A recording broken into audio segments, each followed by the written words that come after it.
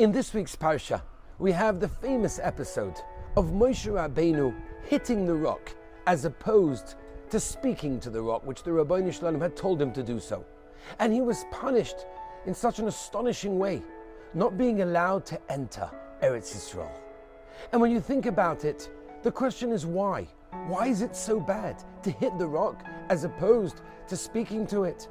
What's so bad? Not only that, in Parshas B'Shalach, when Klal Yisrael had left Egypt, what happened? They needed water.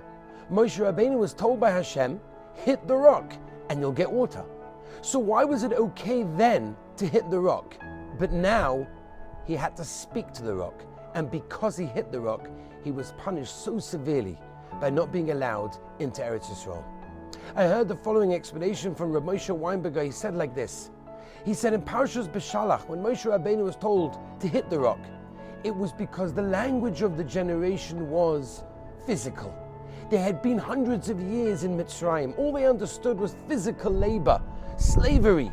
That generation understood hitting the rock. Whereas, fast forward 40 years later, this is a generation that had been pampered by the Rabbi Shalom in the Midbar. They had been fed with a silver spoon by Hashem. They were used to a different language. The language that they had to be spoken to was not in hitting, was not physical, but rather in speech. And the idea is as follows. Every generation has its language that that generation understands. And we have to understand the language of every generation. We, as people that are constantly being mechanech people, whether it's our Talmidim, whether it's our own children, we have to learn the language of the generation. Years ago, the language was force. The language was severity.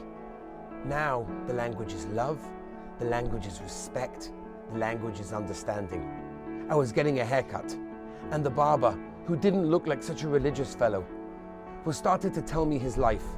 And he said to me that he went to a Haredi school. I couldn't believe it. And he told me his story. He came late a few times to davening.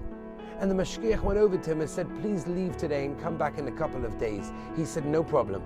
I did the first part, I never did the second part. I left, but I never came back. Because the language is not the language of our generation. With our Talmidim, with our students, and especially with our children, we have to learn the language of our generation. And that's a language of love, a language of respect, and a language of understanding. And when we do that, we'll be able to continue all future generations. Have a wonderful Shabbos.